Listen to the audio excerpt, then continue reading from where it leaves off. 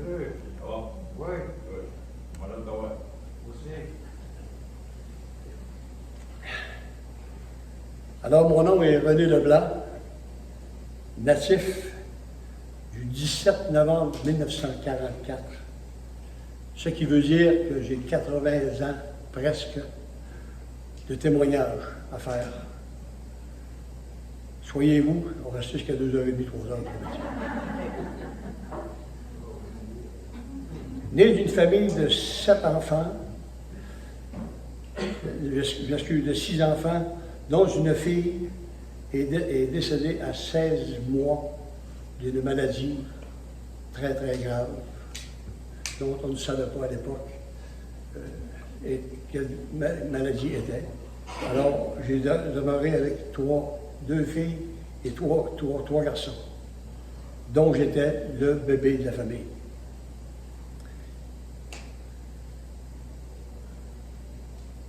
Garçon, dont j'étais le dernier, dans ma famille, il y avait beaucoup, beaucoup d'amour. Mon père était très malade et ma mère était une mère Teresa qui nous aimait beaucoup, qui partageait un amour immense envers sa famille. Alors c'est pour ça que j'avais des parents extraordinaires. La pauvreté est venue dans notre famille parce que mon père était très malade. Puis il disait, à l'époque, c'était aujourd'hui, on peut guérir cette maladie beaucoup.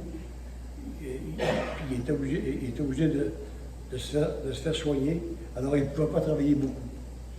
Quand il travaillait, puis on s'apercevait qu'il y avait cette maladie-là, on le mettait dehors. Alors, on a continué à prier beaucoup, quand ma mère nous amenait à prier tous les jours, tous les soirs. À la radio, il y avait le chapelet à l'époque. Et tout le monde se mettait à genoux. Je me rappellerai toujours. Et ma mère, qui était une catholique invétérée, surtout, il ne fallait pas oublier le chapelet à la radio, jamais. Et se mettre à genoux. Mère, de nous avoir donné une façon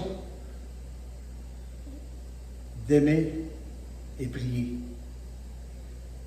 Nous allions à la messe et aussi le dimanche soir au vêpres. Durant notre enfance, il a fallu aider nos parents parce que notre père était assez malade durant la saison. Alors, durant la saison des récoltes, tous ensemble, nous nous réunissions ensemble à ramasser des fraises, des framboises, des légumes pour aider mes parents à nous nourrir. Et durant l'hiver, mes parents recevaient des coupons verts que le gouvernement nous donnait pour payer l'épicerie, pour nous aider à manger. Rendu à mon adolescence, je travaillais toujours pour aider mes parents, mais la musique mettait beaucoup d'emphase et déjà, j'avais commencé à chanter très jeune. J'ai chanté dans les églises, les chœurs de chant, les messes de Noël, à tous ces chants-là. Et Dieu m'a donné une voix que j'ai pu garder jusqu'à aujourd'hui. Merci Seigneur. Dans la musique, je mettais beaucoup d'emphase et déjà j'avais commencé à chanter, participer dans des concours d'amateurs et gagner plusieurs prix. C'est sûr qu'à l'époque, je n'avais pas ce physique-là. Ce qu'on appelle les anciens bien faits aujourd'hui. J'ai grossi un petit peu.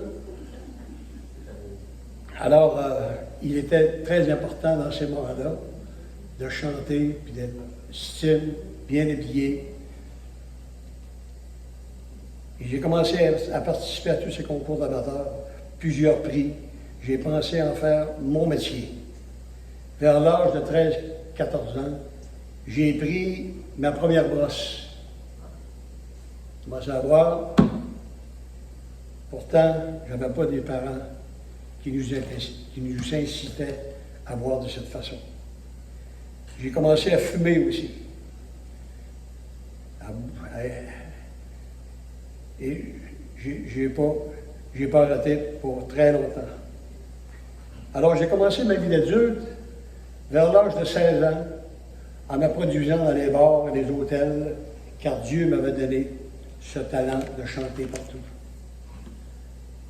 Ce travail me plaît à voyager partout à travers le Québec, les Maritimes, les États-Unis. Et j'avais des groupes de 4 à 5 musiciens.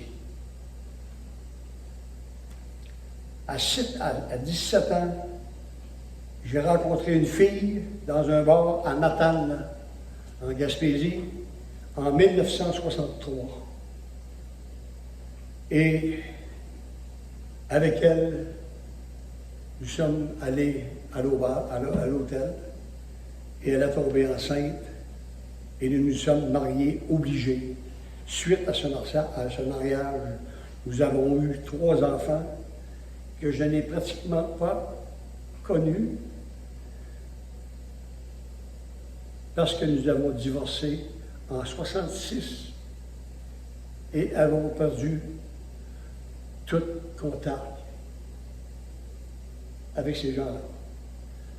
Il y avait 3 filles, une femme.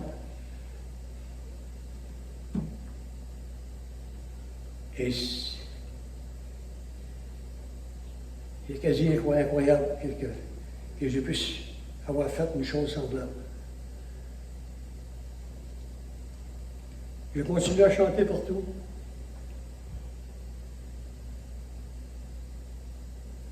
Et rendu à Victoriaville, en 1967, à l'Hôtel Central, j'ai rencontré une madame très jolie, très polie. Son nom, Madeleine Potier. Alors nous sommes sortis ensemble durant 3 ans. On était à côté, comme dans ce temps-là. Et en 1990, on s'est mariés. On parlait de justice, parce qu'avec le premier mariage, l'Église catholique ne permettait pas de se remarier. Et en 1971, est né mon plus vieux des garçons, Patrice. Et j'étais très, très fier pour un temps. Parce que la boisson était mon patron. Ce qui veut dire que je ne m'occupais pas tellement du garçon et de la mère aussi, parce que j'étais toujours à travailler à l'extérieur. Et dans les groupes de musiciens, on voyageait à 1 mois, 2 mois, dépendamment des places. Alors, ce qui nous portait à ne pas aller chez nous. Quand je travaillais à Drummondville, par exemple, j'avais les 2 jours de congé que je pouvais aller voir ma femme à Victoriaville.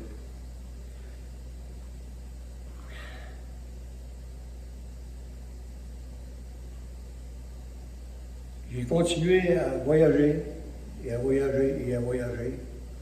Et tout à coup, un bar de Sept-Îles m'a téléphoné, parce que le groupe de 5 musiciens avec qui j'avais, les gars ont décidé de quitter, parce qu'ils étaient trop fatigants à voyager. Alors j'étais seul. J'ai pris 1 mois de vacances, et en 1975, ma femme est enceinte de Martin, qui est ici aujourd'hui.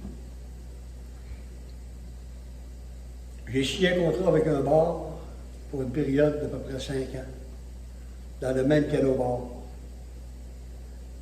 Et le musicien avec qui j'étais, M. Yvon Moisan, est devenu le parrain de mon fils. Alors nous sommes restés à cette île un bon bout de temps.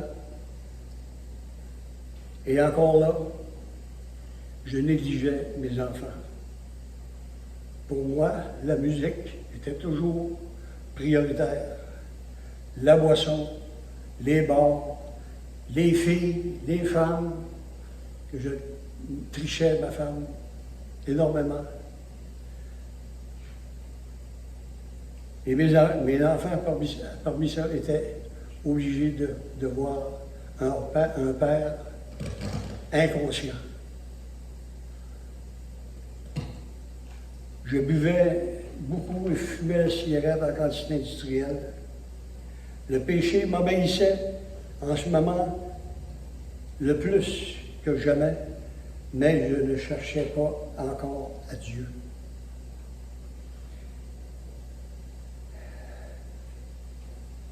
Durant mon travail, la boisson, les femmes, la musique, et je n'étais pas un homme fidèle. Nous avons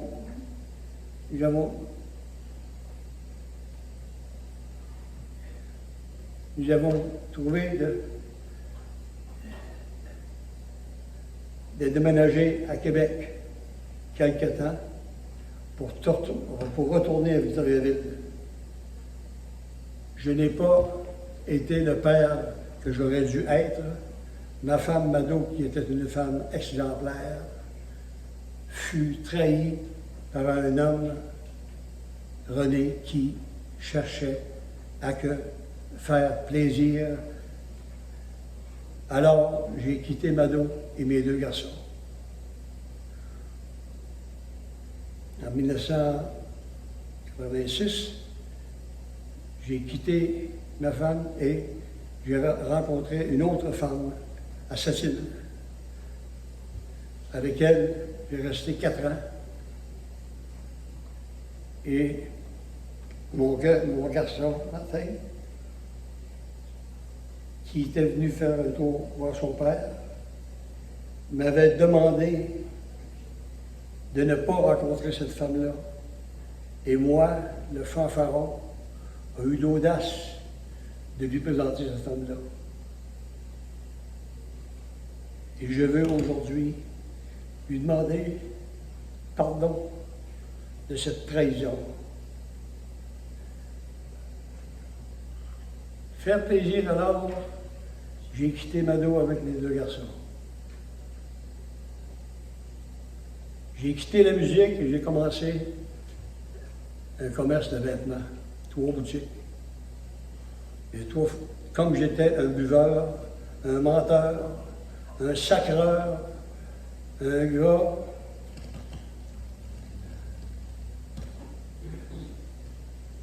un gambler qui me foutait de tout, le monde est force de vouloir faire ce que je voulais.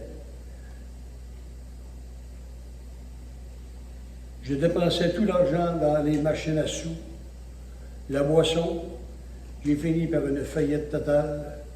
La femme avec qui je restais m'a quitté et mis à la porte. C'est à ce moment-là que je me suis ramassé seul, avec plus rien.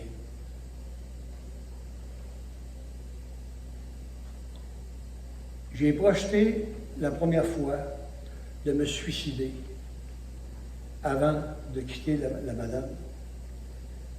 Mais mon projet, merci Seigneur, n'a pas fonctionné. Ce que j'ai voulu faire, s'il y en a qui connaissent le NAFTA, c'est un gaz qu'on met dans les fanales, et j'en ai bu un verre complet de 12 onces. J'ai été malade à ne pas.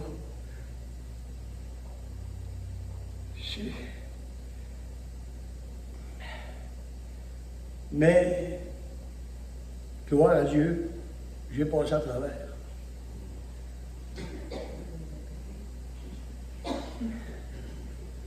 Je me suis loué une maison sur le boulevard L'Or de cette île. Et je pouvais vendre des vêtements avec de l'argent noir. Quelques mois plus tard, je détestais ma façon de vivre et l'idée de venue de me jeter à l'eau au bout du quai de cette île, pour ceux qui sont déjà là-bas. Aussi assis sur le bord du quai, avec un livre dans les mains intitulé « Écoute ton corps », un homme s'approcha de moi. C'était M. Claude Saint-Pierre qui est présent aussi aujourd'hui, qui me connaît à peine et me demanda d'aller faire quelques pas avec lui. Pas de Kleenex? Oui. Merci. Tu veux toute la boire,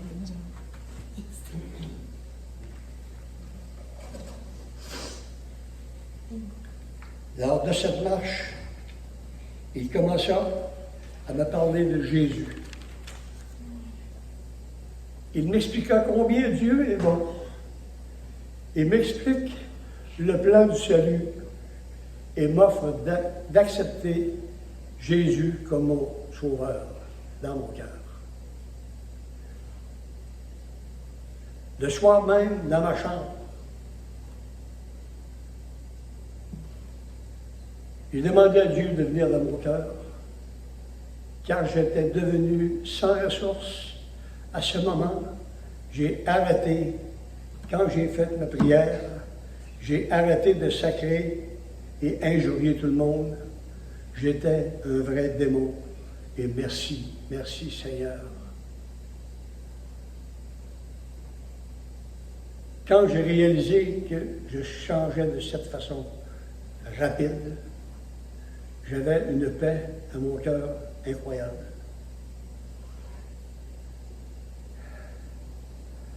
Le lendemain matin, j'ai rencontré Claude Saint-Pierre et en prenant une marche tous les jours et le soir, nous allions à la messe pour prier.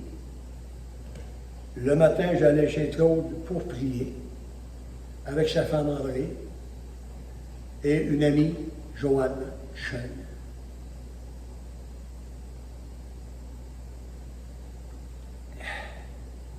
Un jour, on m'a remis une Bible et j'ai commencé à lire et j'ai découvert dans Exode 20, 2 à 5, « Je suis l'Éternel ton Dieu, à qui j'ai fait sortir du pays d'Égypte, de la moisson de servitude.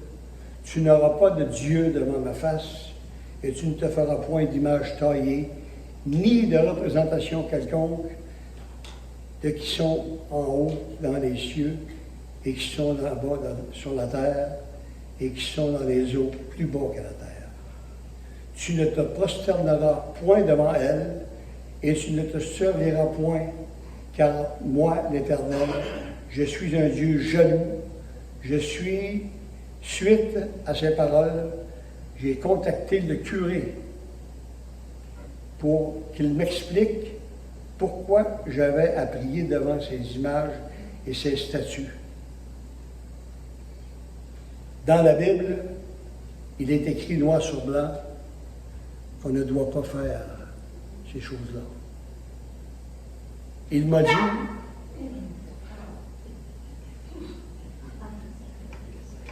dit, que la religion catholique, il y avait des dogmes et des traditions, et je lui ai répondu que dans la Bible, il n'y avait pas de dogmes et de traditions.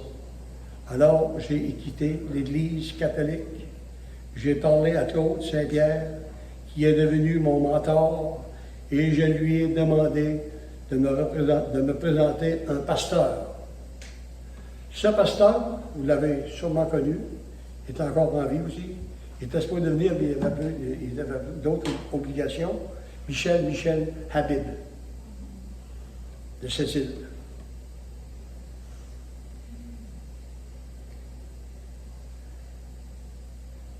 avant de parler de ça, imaginez-vous que là, je suis seul et plus de femme. Plus de femme. Le Mado, Madeleine Potier, que cette femme-là m'a aimé, mais comme progène, m'a aimé beaucoup. Je lui ai téléphoné.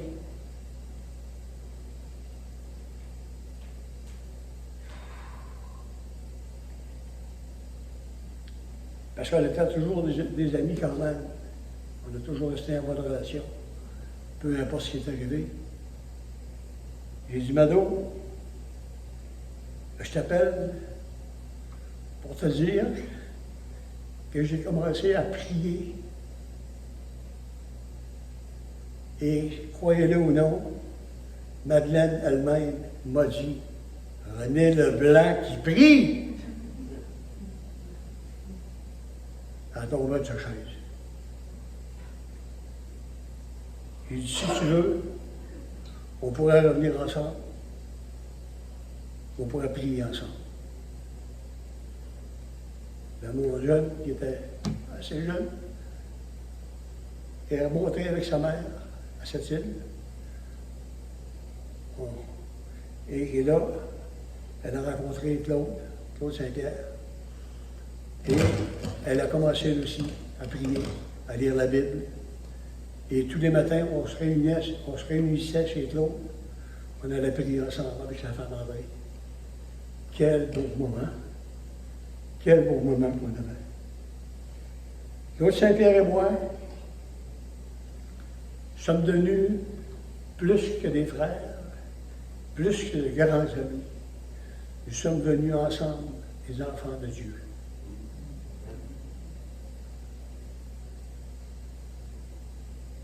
Plus, vu que nous marchions souvent le matin ensemble, l'idée m'est venue avec Claude. Je disais à Claude, vu qu'on marche beaucoup comme ça, on devrait aller prendre une marche à Havre-Saint-Pierre. Pour ceux qui ne connaissent pas la région, de Sept-Îles à Havre-Saint-Pierre, il y a 150 000. Alors, je disais à Claude, on va faire cette marche-là, 25 000 par jour, et on va rembourser des sous pour une maison qui s'appelle la Maison du Transit.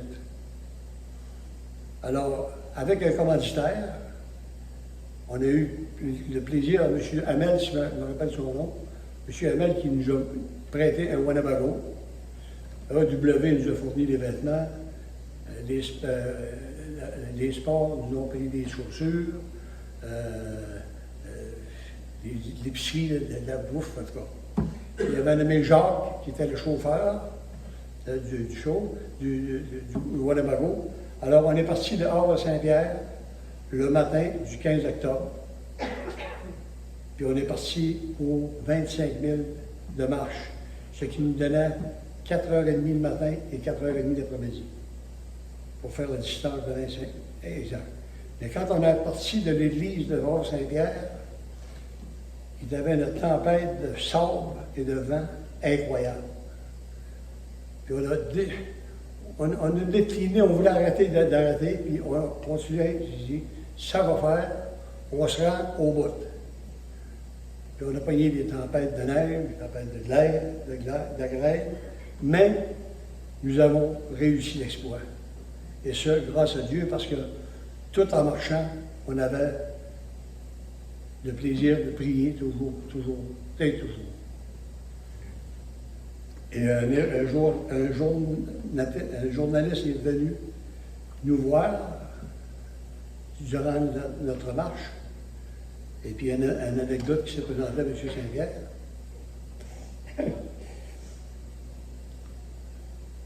Le journaliste dit, les boys, vous marchez pas mal, là? Il demande à Claude Saint-Pierre, il dit, ça fait longtemps que vous marchez de même, vous? Il dit, j'ai commencé à marcher à l'âge de 11 mois.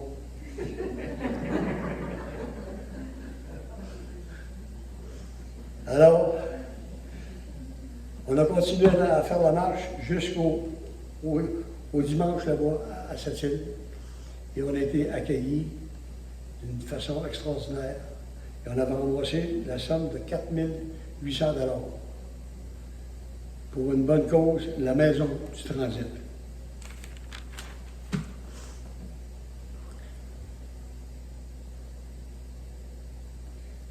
Après mon séjour à cette île,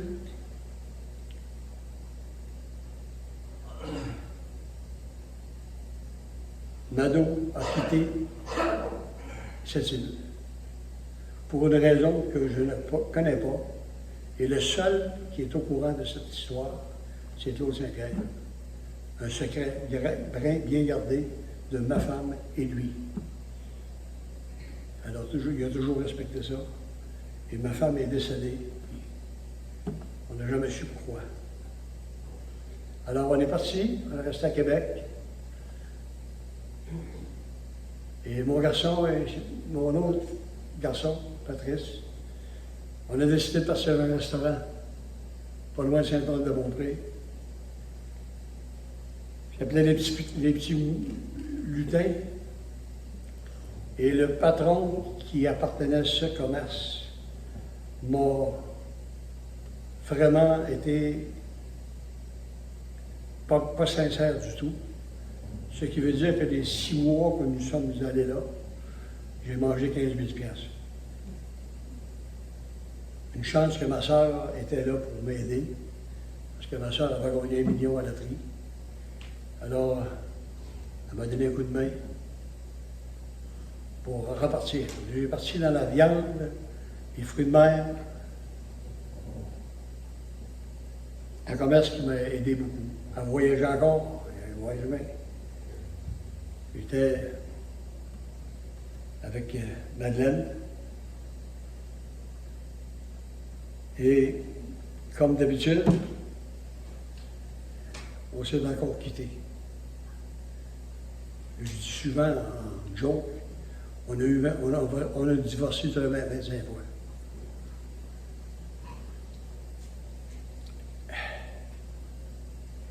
Mais dans ce commerce, c'était vraiment florissant, ça allait bien. Voyager partout. J'ai été à Fermont, entre autres. J'ai été vendre de la bouffe, des fruits de mer là-bas. Je me suis rendu au Labrador. J'ai roulé jusqu'à l'autre de Blanc-Sablon. Ceux qui ne savent pas le chemin, là, je vais vous dire de quoi, c'est seulement que de Goose Bay à Québec, c'est 21 heures de route. Puis à Fermont, j'ai des amis qui sont là. Et c'était des personnes qui m'encourageaient à vendre ces produits-là. Alors, Nadeau m'a quitté, encore une fois, et moi aussi j'ai quitté. Et puis, j'ai retourné à Québec, demeuré chez ma soeur, parce que mon beau-frère était malade aussi. Alors, mon beau-frère est décédé à l'âge de 62 ans. J'ai resté avec ma soeur à mon bout.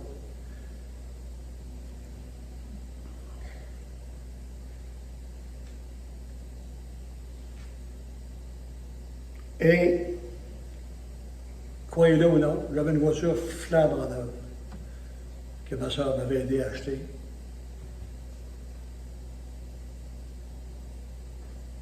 Mado était tout seul à Victoriaville. Moi, j'étais tout seul avec ma soeur à Québec. Claude Saint-Pierre, qui était déménagé à Ottawa. Pour vous dire comment il n'y a pas de chemin qui rentre. Ça se trouve partout, le chemin. Mon Claude t'appelle, parce que nous, on s'appelle tous les jours, depuis 35 ans, 34 ans. Il m'appelle à Ottawa. Il dit, René, tu devrais venir faire un tour chez nous à Ottawa. Je dis, ouais, ça va. Oui, la distance, ça ne me dérangeait pas. J'ai voyagé, je ne sais pas comment de 1000 milles dans ma vie. Mais il dit, j'aimerais ça que tu viennes avec ta femme Mado. Mado est pas avec moi. Mais c'est pas grave, il dit, il va y avoir une chambre pour toi, une chambre pour elle. Venez faire un tour à Ottawa, parce qu'on était des bons amis. Parce qu'en 93, j'avais gagné un prix comme le meilleur vendeur dans les fruits de mer. Puis j'ai été au Mexique avec Claude et André, à Zihuatanejo. Un très, très beau voyage qu'on avait fait ensemble, avant qu'on se sépare. Fait que j'appelle Claude, Mado, je dis, regarde, je dis, Claude et André m'offrent un voyage à Ottawa. Aller passer une fin de semaine là-bas. J'ai dit, ça ne coûte rien. C'est juste embarquer dans l'auto, on s'en va ensemble. J'y vais. Là, elle l'appelle 2-3 jours plus tard. Il dit, on va partir vendredi, on passe la fin de semaine à Ottawa. Mais ce que lui, moi, ce que je ne savais pas de lui, ils se sont parlé ensemble, parce que Mado fumait encore. Puis elle a fumé dehors. Puis Claude, il disait à Mado, il dit, Mado, tout le monde venait. Tous les deux, là, vous savez plus quoi faire dans la vie, là. Il dit, pourquoi vous ne venez pas ensemble? Puis c'est de finir vos jours ensemble. Ça n'a pas de bon sens d'être séparés comme ça. Et puis, ça resté de même. Le dimanche soir, je suis allé conduire ma femme chez elle, à Victoriaville. Puis elle m'a demandé de venir prendre un café. J'ai dit OK. J'allais prendre un café.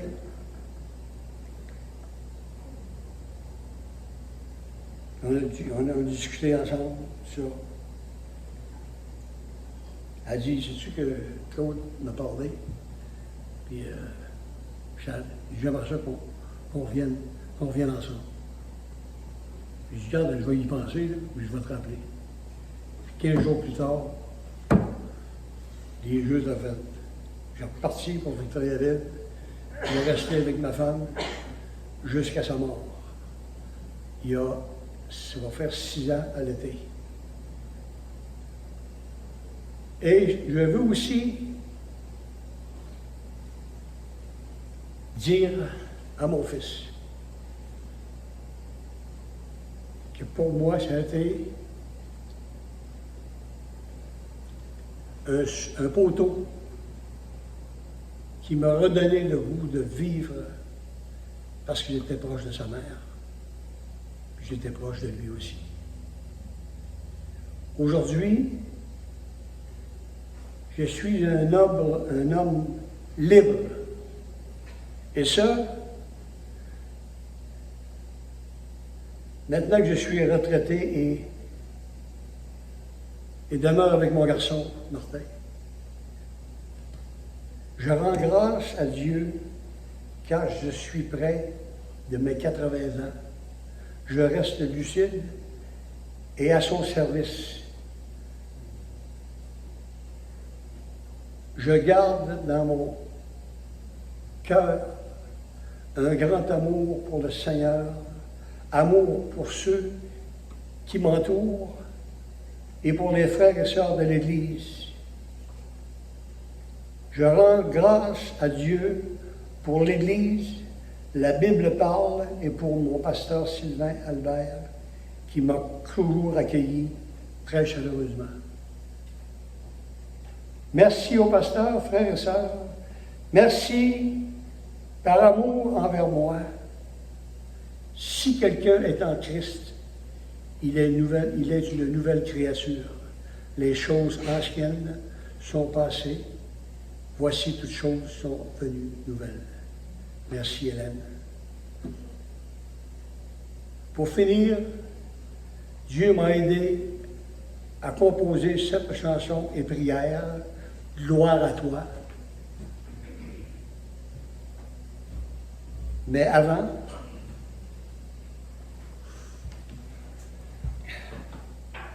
il y a une chanson que je vais chanter, que je trouve très précieuse. J'espère que je ne vais pas dire mes paroles. Oh non. C'est quoi le titre des autres nouvelles? Alors, OK. OK. La dernière va être a cappella, mais celle-là, accompagnée de Denis et Sylvain. Quand je suis lasse et que mon âme est faible par les soucis, mon cœur est affligé.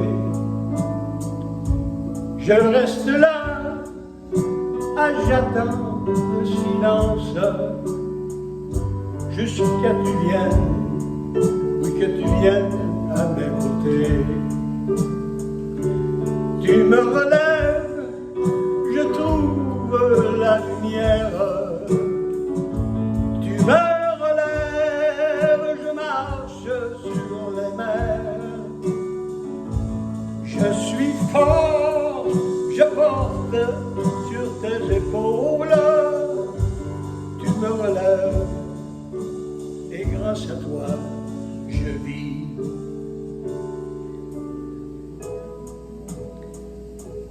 J'ai my hand down, and my soul so worried. When troubles come, and my heart burdened be, and I am still, and I wait here in the silence until you come and sit a while with me. You raise me up so I can stand the mountain. You raise me up to walk a stormy seas. I am strong and I am on your shoulders. You raise me up to more than I can see. To raise me up and more than I can see.